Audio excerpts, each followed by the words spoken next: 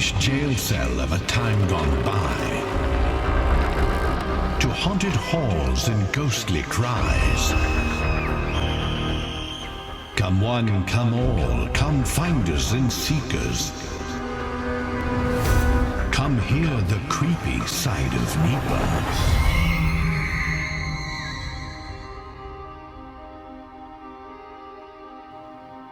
Welcome to the Creepy Side of NEPA. I'm Dan Kozlowski. Could you believe this is already our 8th episode of the Creepy Side of NEPA? Joining me this evening in the studio is Stanley Zurek. He will be discussing a part of Pittston Township known as the Susquehanna area. Susquehanna might be most known for its creepy tales, also a story known as the Susquehanna Screamer. Stan might be one of the local experts. He wrote 2 books about the subject, Susquehanna Screams and Susquehanna Screams Louder. Stan, thank you for taking some time out of your schedule and joining us here in the studio this evening. How are you doing? All right, how are you doing? Good. How about a little bit of like the history of the Susquehanna Screamer? How do you think the legend started? Well, legend goes way back. I'm always a believer with all these little tales and little stories that there's been some little bit of truth somewhere way back when. Mm-hmm. And there's all kind of different stories, like Susquehanna Screamer. Now, a lot of people think it went back to the 20s, 30s, where there was a big fire up in Susquehanna. Mm-hmm. And the watchman up in the fire tower seen something coming running out of the woods on its 2 legs, screaming. Okay. It came up to the tower and was leaning on it, screaming. He was afraid to come down until he realized it was a bear that got caught in the fire. Oh, okay. And it was burned. That's one of the first things that was recorded about the Susquehanna Screamer that could actually be, right? There's also a lot of things in Susquehanna. They say, okay, maybe it's a fox, right? Maybe it's some other type of animal. There's stories up there that there's a ghost lion roaming the woods because the circus train lost a few lions up there years ago, and they say they're still roaming around the woods, roaring and crying. Pretty wild stories. Oh, there's never-ending stories of Susquehanna. But there's also one that I found. I have 2 books that I wrote, Susquehanna Screams and Susquehanna Screams Louder, and doing my research on them, I found a story that goes way back to the Native American times, where they had these tales they used to tell the kids, and I guess it was our little kids, to keep themselves in order, right, about the flying head. The flying head, basically what the story was this flying head used to sweep into the village, gather up all the kids and the women, and sweep away and take them back to his lair and eat them. Oh, wow. Right? So that was all up in that area? Mm-hmm. Okay. This goes way back now, like I said, Native Americans, right? Well, till the story continues on that one night, the flying head came into the village. Everybody runs but one woman. She stays in her little wigwam, tent, hut, whatever you care to call it, right? She has a fire burning in front of her. She has her back to the opening. She hears this thing coming up behind her. She takes a stick, picks up a hot coal, pretends she's eating it. Going, this is good. This is really good. Drops on, gets another one. So good. The head comes in, pushes her aside, grabs a whole handful of the hot embers, throws it in its mouth, realizes what it did, and went off flying away screaming. So that's one of the legends of the story. That's one of the very, very first stories about that. Very interesting. Yeah. And to think it all has to do around that little area here in Northeast Pennsylvania. Well, that's what a lot of people think. It's a little area. Susquehanna Road is 18 miles long. Okay. Right? And it's lower half has some homes, upper half has some homes in there. But the middle's sort of bare? Mm-hmm. It's all woods, almost all the way up. So there's all kind of different stories. There's stories of the bride. There's stories of the lights, the lady drowning, the kid drowning, lady trying to save her. Of apparitions, of things coming out of the woods after people, right? Of Bigfoot, lots and lots of Bigfoot stories up there. It's unbelievable, some of them. We were getting calls about, I'd say, up until about a year or 2 ago. It's been quiet now. Mm-hmm. We're getting a couple of months saying, I heard something, I seen something, right? And you're wondering, okay, they come up and they say, it was in the woods, it was roaring, it was screaming. I heard it, I seen the big black thing run through the woods on its 2 feet. And these are people that, are pretty straightforward with me. Right. Yeah. It isn't someone you expect to make up a story or go out of their way to make something up, I would say. No, we have a Facebook site we use, right? Paranormal Science. Okay. Like Sunday nights, or 4 o'clock we're on. And a lot of discussion we have is with this, and people call in or I shouldn't say call in, they have to write, they have to message us in, right? And they're constantly asking about the Susquehanna Screamer, telling us stories. Now, a few years ago, we were on a brick-and-mortar radio, your neighbor's WILK down the road. Okay. Same title, Paranormal Science. We were on that for about 4 or 5 years. And we were talking one night about the Susquehanna Screamer, and this guy calls up. He says, there was a hunter that apparently seen, before I get into who it was, there was a hunter that apparently seen Bigfoot while he was out in the woods. It scared him so much he went running out of the woods. When he ran out of the woods, he went down to the Game Commission and reported this thing. They laughed at him. Yeah, of course. Right? They said, Yep. He said, aren't you going to go up there and look? He said, no, I'm not. They told him, no, we're not. Right? Shortly after that, they used to print a little book called, I can't remember what it was. Pennsylvania Game Commission had this little handout book. It came out every so often, right? Game news. Okay. Right? And they put a little cartoon in there of a guy running through the woods, dragging a six-pack behind him, right? With a Bigfoot chasing him. So we put that on the radio. This guy calls me up. He says, I'm that guy. He goes, I haven't spoke about this in over 20, 25 years. Oh, wow. Right? Yeah. He goes, that's not what happened. He says, I haven't told anybody else this story, right? He started telling us about, he's seen this thing. He said it was 7, 8 foot tall.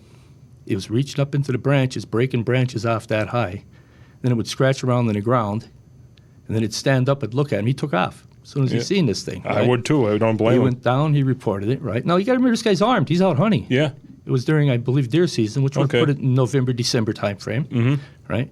He goes running down the Game Commission, goes through all of what I just said, right? Now, for whatever reason, the next day he goes back up there. This time, he realizes what's there. He wants to see what's left. Right. He gets up there. The branches are all broke down off the trees, 9, 10 foot high. So I suppose that you probably went up in the daytime the next day? Yes, Okay. yes. Well, he was up there in the daytime the day before, hunting. Is that when he saw it, when it was Yes, daylight? yes, Oh, okay. Right? So, he looked on the ground. There was all leaves all tore up and everything, right? And he's looking around. He found some footprints. Now, in one of these books in here, there's some pictures of the footprints. That's how he proved it to me. He had these pictures of these broken branches. He Okay. had about a dozen different pictures.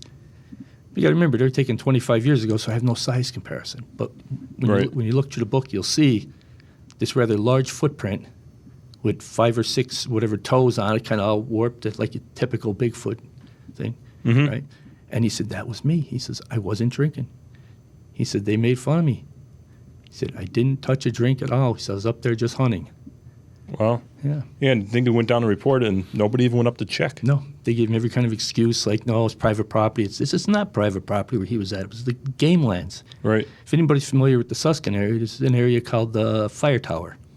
Okay. And a lot of these problems with the Bigfoot circulate around that area.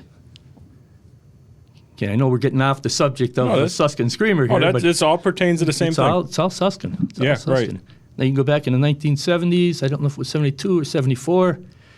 There was a sighting. It's in the Times Leader Okay. of 4 big feet at one of the lakes up there. There's 2 lakes, Mountain and Middle Run.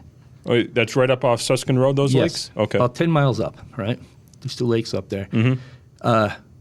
People seeing these things, because there is a few houses around the lakes. Right. They had 2 large ones and 2 little ones, 2 young walking with them out to Very the lake. interesting, yeah. Right? That, like I said, made it into the Times Leader. That was written up. And that was in the 70s, you said? It was in the early 70s, yeah. Yeah. All this stuff, like, it's so weird that it just concentrates around that area. It seems to be anyway. Well, it's a hot spot. It's hard. I couldn't explain why it's there. Some people say it's a porthole, right? Porthole. Other people say, no, there's no such thing, right? Right. But when you live there and you hear these stories, right, and you start looking around and you say, wait a minute, I heard this story since I was young. I start looking into it, and there's a little bit to them. Like I said, when you go pick up a newspaper, or somebody that was involved with it directly calls you up and tells you this, their side of the story. Right. There's a little bit more to it than just somebody rattling off an old story. Yeah.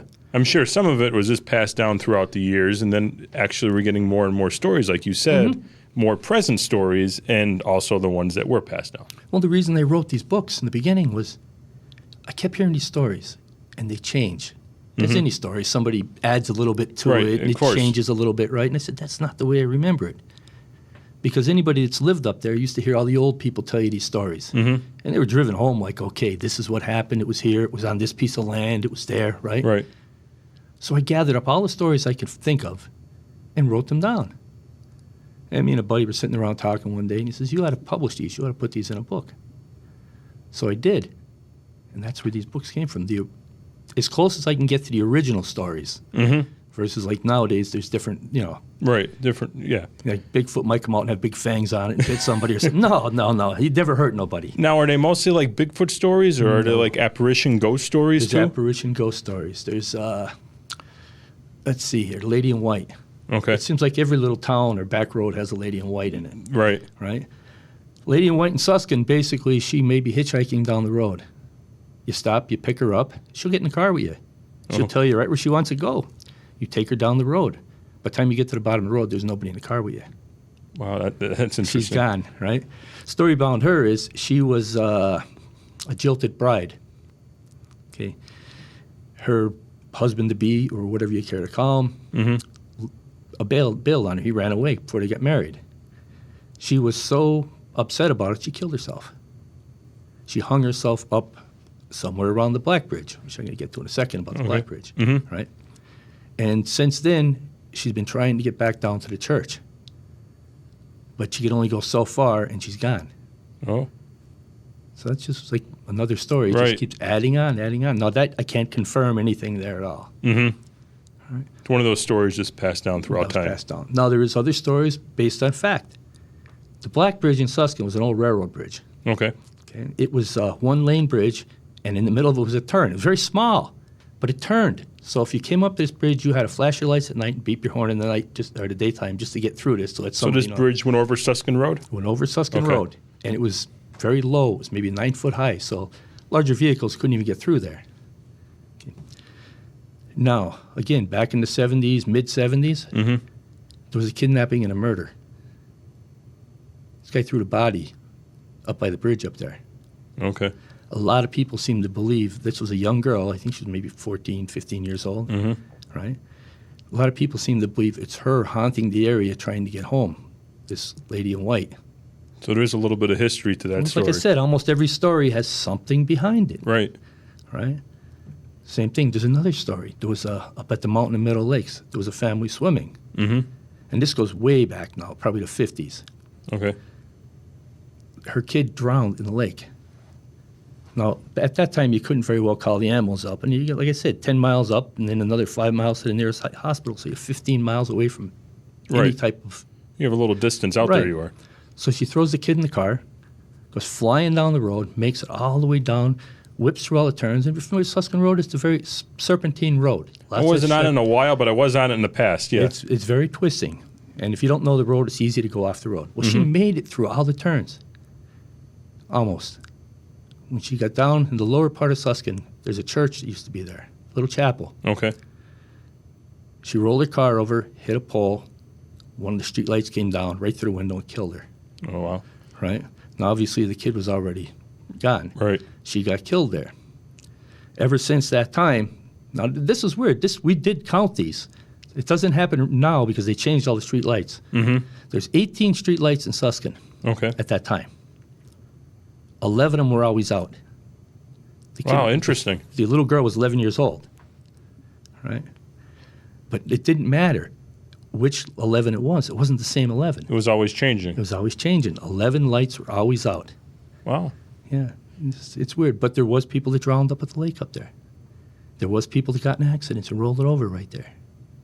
Wow, very interesting. Yeah. There's some of these stories, I heard bits and pieces of a few, but a lot of the stories you're sharing so far, I haven't heard of in the past.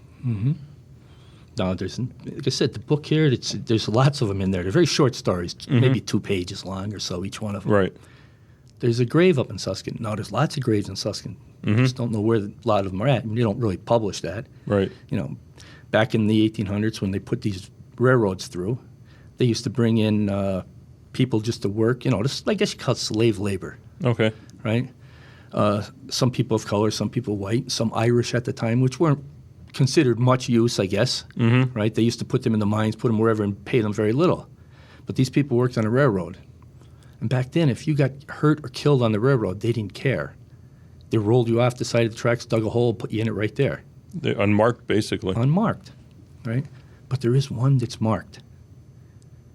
It's on private property. It's by the side of an old railroad bed, right? And there was a rather large colored man that was killed there. He got pinned between the two trains as they were coming. He got crushed. Now, a lot of people have reported still seeing him wandering the woods up there, right? Right. Trying to get people to get him home or let his family know what happened to him. Right? So he's still wandering around up there. And nobody ever knew what happened to him. His family just, obviously. Right, nobody contacted them. No, they have no idea where he was at, other than he went to work for the railroad. They didn't know what state, anywhere he was at. And he just, like I said, dig a hole, roll you in it. Yeah, so he might not have been a local. He could have been from anywhere. Yeah, chances are he wasn't from the area. Right. Right, but to this day, there's somebody that maintains that grave. I don't know who. There's a big cross, a big concrete cross mounted over him. The grass is always manicured. Matter of fact, this is in a forest. Oh, it's out in the middle It's out in the middle of, like I woods? said, private property. Right. It's in the woods. There's a clearing out there. There's nice stones painted all around it. There's a big concrete cross. There's flowers back there, and if the flowers aren't growing, there's plastic flowers put there. So somebody, all these years, have been taking care of that grave. And to think it's out there in the middle, it isn't like right on the side of the road somewhere. You have to travel a little ways, it sounds like. You can't drive to this. Right. We used to get back there in little four-wheelers. We'd go back that way, right? And now a lot of people had asked me where this is at, where this one's at, right? Most of the stuff, you look in the book, I'll have GPS coordinates, different locations. I'll tell you exactly where everything's at. That one I won't. Years ago, somebody tried to dig them up. Okay. So I decided. Yeah, you don't want anyone to vandalize the area and stuff like that. Did not want to let anybody know where this grave is at. Yep, I don't blame you. Yeah, but it's Susquehanna. It's a very active place. Very interesting place, if that. I mean, there's so much that happened up there. There is, I'm trying to think of how many crosses on the side of the road. That was just between 14 and 20 crosses where people died on that road. Like you driving on 81, you see a little cross. Yep. Well, there used to be a lot of them because people died up there. That place was a body dump, too. There's little crosses up there and say, this is where such and such a person's body was found. Right? There's other places that aren't marked. And years ago, there was a young lady that was missing. She was murdered, dumped up in Susquehanna, and a couple of guys that were out mushroom picking found her. So like I said, Susquehanna's also a big body dump. That young girl I mentioned. That could be where some of the stories are coming from. That's three of them off the top of my head that Right. just bodies were dropped there. Yeah, it seemed like a location they picked. Here's another good one. Now, this is not a story. This is one I was involved in. I used to volunteer with Pittston Township Ambulance. Okay. We got a call in one night from PennDOT that one of their trucks reported that a boy ran out of the woods, right? They were up there plowing the snow, came running out of the woods, screaming for help, that his buddy's hurt and they need help back this woods, right? Again, there's 18 miles of nothing up here. Right. So he's in the middle of nowhere. The guy stopped the truck, they radio down, they get help, we get the rescue, the fire department, the ambulance, everybody's up there, right? Guy's parked right where this kid ran out of the woods, tells us all about him, right? We're searching the woods, we can't find a footprint, we can't find nothing of this kid, right? Right. And he's saying, what was odd was the kid was not dressed in modern clothes. Oh, yeah. He was dressed in clothes maybe somebody would have wore 20, 30 years ago. And he didn't. Most of the kids now are trained to say if something's wrong, call 911. Most people say, this kid, no, I need help, call help, call help. So there was every indication this kid was like from the past. Right. Very, And that one I was involved on. We went up there on a search for that one. And he was plowing, so I'm supposing there was snow on the A ground. little bit of snow and ice, yeah. Yeah, you would definitely see a footprint then. Yeah, nothing. But these guys swear. I mean, why would a PennDOT truck call it in and stay stopped in the middle of the road waiting for us to get there? Wow. Yeah. It's in Susquehanna. Very interesting stories. It's amazing up there. I mean, I could keep rattling off stories. I don't know how much time I have here. Oh, we could share a few more. We have time for a few more. Okay, there was another one up there. Again, at the Black Bridge. Now, that's a hot spot up there. Now, is the bridge still there? No. No, okay. The bridge is now gone. It As a matter of fact, the road's even rerouted around it. You can still go to the location. It's like a truck turnaround now, and people do a lot of garbage dumping there and everything. But the road is straightened out in that area. But there was a girl that was, let me think of how this one worded. She was walking along the side of the road, right? Mm-hmm. A truck come flying up the road. Remember, I said this bridge, you had to slow down, make the turn, right? Well, he was coming down the road. It was foggy. Okay. He had a load of something. It was a little flatbed, a truck. He had a load of something on the back. He came around the turn. One of his chains were loose. As he made the turn, the chain swung out and decapitated the lady right at the bridge.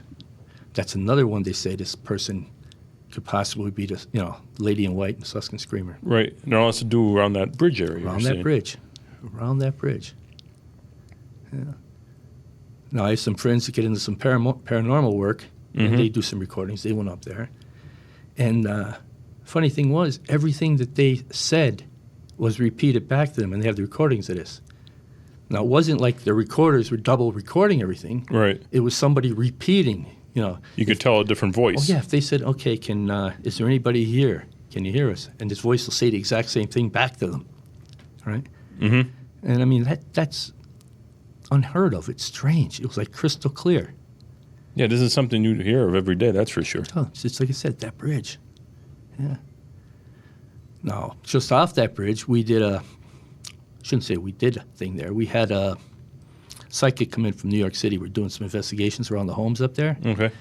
And she pointed out a home, and she said, this is where everything is active right in this house here. And she said, my house has some activity in it. And, we took her up the road to where this bridge was, went for a walk back there. And she started telling us all about, were cats killed here? Did something happen here? We never told her that there was a lot of satanic worship back there at one time.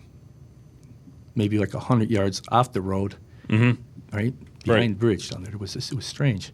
And she knew all this. Without you telling her at all. We don't tell. We use psychics. You never tell them anything, right? Now, one of the books has verbatim of what she said. We write everything down and record it. Okay. Of all the things she says. And it's kind of, when you first read it, it's kind of weird because she'll rattle off things that apparently don't seem to make any sense, right? Until you read them back and you know the story. Now, I said there was a guy up there, his body was dropped. Right. You were saying that earlier. He said, she said this, who's Don? I'm thinking, who's Don? Okay. Don's okay. Right? Mm-hmm. Drummer. I'm trying to think of the rest of the words. I don't know, it was Sacrifice or something else, the name of his band, right? Right. We didn't know she was referring to a band, right? Mm-hmm. Fishing, river, pickup truck, the whole bit. She just kept rattling off all these words. Till we find out that the guys that they found out up in Susquehanna up there, his name was Donnie. Then it all sort of came full circle. He was picked up fishing. Somebody got him fishing down in Nanticoke. Took him in his truck, ditched the truck somewhere, took him, killed him. He was a drummer in a band, right? And I said, honestly, I can't remember the name of it right now. Mm-hmm. There's a few more details she mentioned in the book. Yeah. Right? I mean, it's just, Yeah, we had a few people come on the show in the past talk about psychics, and they did other work with them, and it's crazy the amount of information that they're correct on all the time. Mm-hmm. It is amazing. If you get a good one, you stay with that one there. Right. Yeah. Yeah, we had a couple ghost investigators in the past that did work with them, and it's just crazy the stories that they shared. Yeah, it's something. It puts a chill up your back when you does. hear what they say. Yep. Yeah, like this one. I'm walking through. We were doing investigation. She's walking up behind me, right? And she said, "Who has the plaid shirt and dressed this way and that way?" I'm looking. My father had just passed away. I always wore a flat plaid shirt and different things. So she described my father to a T, walking behind me, coming up, not too long after he had passed. Right. Right. So I said, "Oh, that's nice." He's checking in on us here. And, watching over you. Yeah. Let's see what else in Susquehanna. Here's another one in Susquehanna. Again, remember I said Snaky Road? Yep. This local girl was going up there. A couple of her friends, I think there was 4 or 5 of them in the car. They went for a ride up to Susquehanna. They turn around, they come back down. Because back then that was the thing to do. People didn't bother you if you grabbed a 6-pack or so, went for a ride around. It was called going for a ride around the mountain. Mm-hmm. So people go up there and ride around. Never really speed and didn't get in much trouble. But this girl was coming back down the road. And she says, "Big dog." So I see a big dog. Everybody else looking, "What dog?" Right? She said, "That dog there," right? She said, dog's, it's chasing us now. She's trying to speed up, right? Then she starts screaming, "It's got me." The dog got her? The dog got her, and they're looking at her like, what's wrong? They don't see a dog. They don't hear a dog. The door's shut. She's driving, right? They get all the way down to DuPont, pull into her yard. She gets out of the car. Her leg's all cut and bleeding and everything. Whoa. Now they're trying to say, oh, maybe she just took her fingernails and she was so nervous she ripped her legs like that, right? Next day, her father comes to her and says, what happened to the car? She said, what do you mean what happened to the car? She said, come out and look. The whole side of the driver's door is all ripped apart and scratched. Wow. Now, that was in the 70s also that happened. It's crazy that all these stories, they started from long ago to the Native Americans, like you're saying. They go right up to present day. And they just, like I said, that area. Yeah. The psychic said it's a portal up there. It's, it's an active area. And I can't explain why. I mean, every town has their little stories, but that place seems to have accumulated a lot of them. Yeah, like I said, I grew up in Scranton, and I heard a few of the stories, but nothing like you shared here tonight. Go for a ride up there. Take these, go for a ride, look at the stories.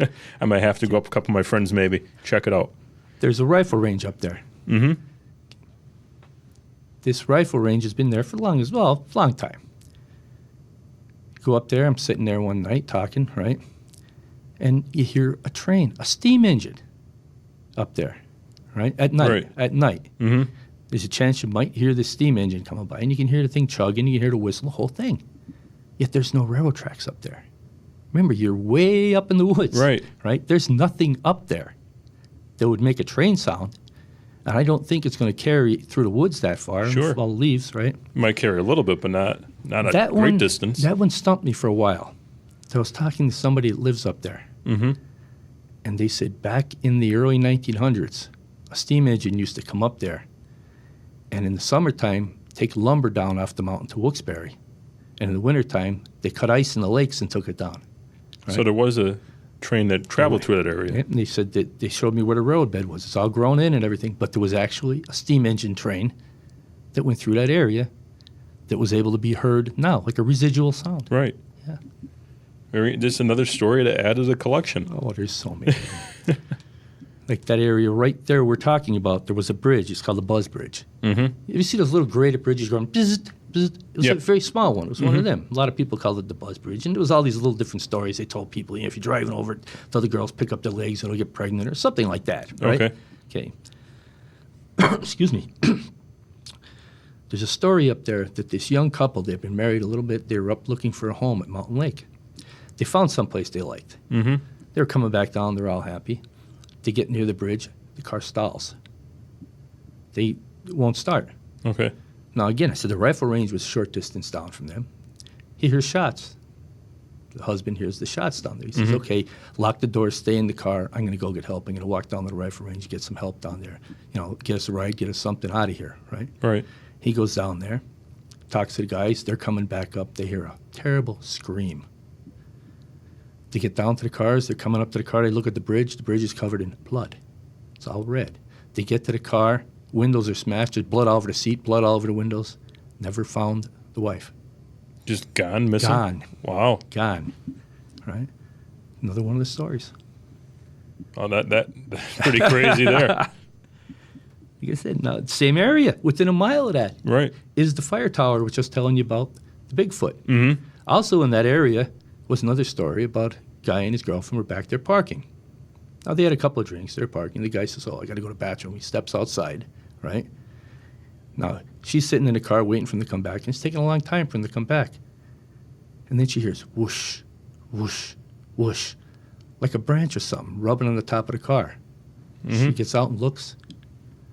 There's her boyfriend hanging from a rope with his feet scraping across the car. Wow. Now, how'd he get up there? Yeah. Right? Where did the rope come from? Yeah. Very interesting. Very strange. Like I said, these stories up there, I mean, they keep coming.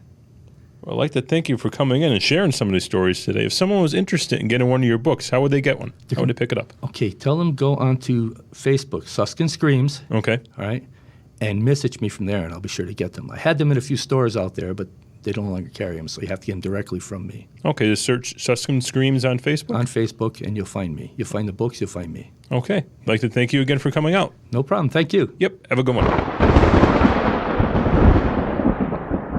Thank you for listening to the Creepy Side of NEPA. Please subscribe to this podcast. That way you'll always be informed when a new episode is available.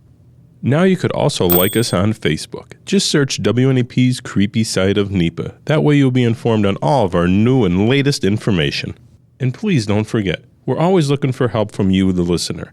If you have a creepy, scary story that happened in northeastern or central Pennsylvania, please let us know. Email us at ghost@wnap.com. And maybe you'll be included in our next episode. Till next time, enjoy the Creepy Side of NEPA. This has been the Creepy Side of NEPA. If you have a spooky story that took place in a northeastern or central PA, send it to ghost@wnap.com for a chance to share it on an upcoming episode. We are dying to hear from you.